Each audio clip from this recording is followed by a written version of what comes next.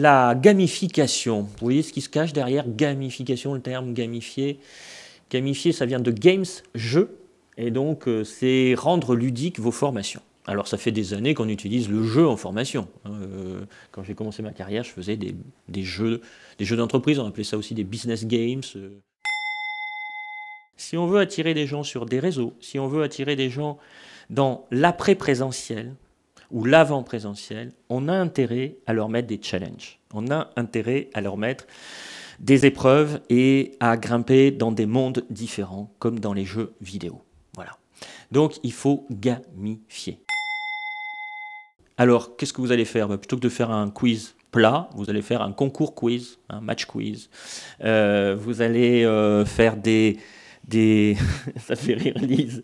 Mais vous allez rentrer dans cette dynamique du jeu. Vous allez faire, par exemple, pour faire de la veille, pour les amener à faire de la veille, vous allez faire une chasse au trésor sur Internet. Donc rechercher des documents sur Internet, celui qui en mettra le plus ou le plus pertinent, etc. Voilà. Vous allez rendre ludique la connexion, voilà, pour essayer de faire en sorte que les personnes viennent sur vos réseaux.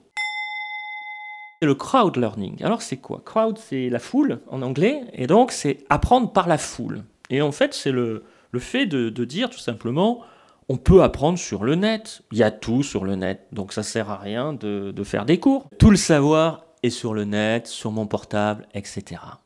Mais aujourd'hui, c'est pas le savoir qui est important, c'est savoir accéder au savoir qui est important. À quoi va servir un formateur demain?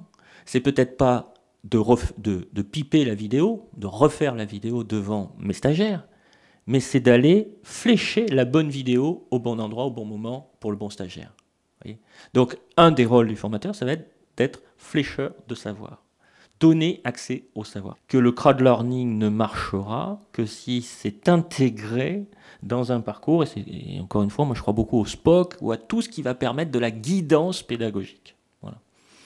Donc, et la guidance, ça sera le formateur qui le fera. C'est pour ça qu'on a encore un beau métier devant nous, qui sera plus dans de l'individualisation et dans l'accompagnement individualisé que dans la transmission de savoir et de connaissances.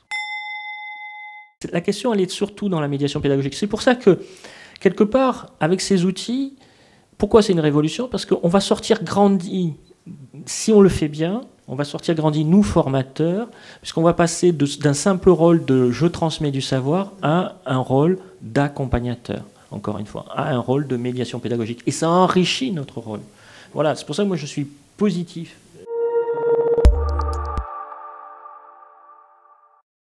MOOC. Les MOOC, c'est quoi? C'est un cours massif, tout le monde peut s'y inscrire. Open, c'est ouvert en termes de pédagogie, donc c'est-à-dire qu'on n'est pas que sur du distanciel, mais on va voir que malheureusement, on est beaucoup sur du distanciel. C'est online, donc c'est en ligne, on se connecte.